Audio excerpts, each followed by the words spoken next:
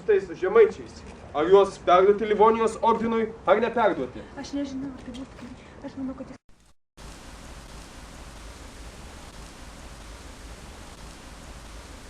Jie kalba labai panašia kalba kaip mes. Tikrai, labai keista. Kalbėkite toliau, prašau.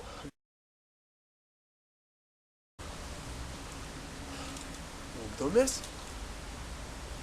Atsakyk man, raštininkė, kas yra ugdymas? Ugdymas? Kas yra ugdymas? Mokymas.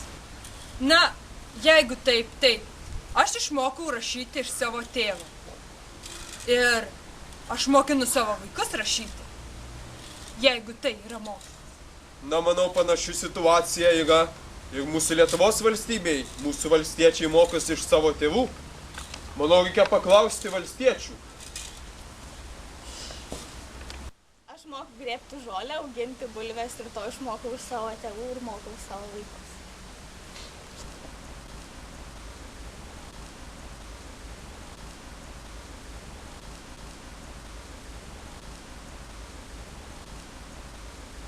Moterys?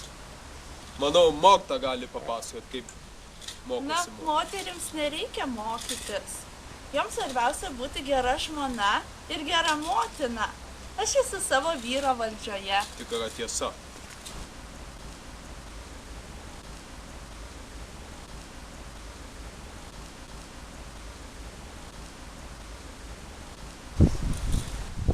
Tarpkultūrinis mokymasis?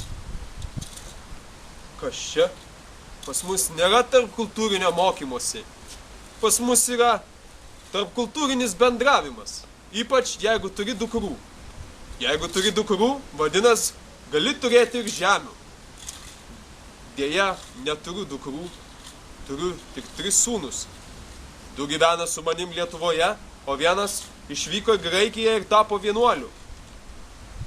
Taip, jūs visiškai teisus, karalių. Tik nepamirškite dar paminėti to, kad mūsų labai bijo rusai. Tik tai va, kad į mūsų žemės veržiasi krikščionys su savo kažkokiais ugdymais. Echte krikščionį. Mokymosi sritis? Na, pas mus yra daug mokymosi sričių, bet pati reikalingiausia ir svarbiausia be abejo yra karyba.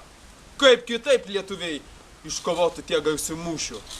Karalių, jums laikas ilsėtis, nes laukia kitas mūšis. Eime. Taip, tiesa, eime. Bet jūs kažkokie keisti. Gal jūs vienuoliai? Ar Livonijos ordino pasiuntiniai?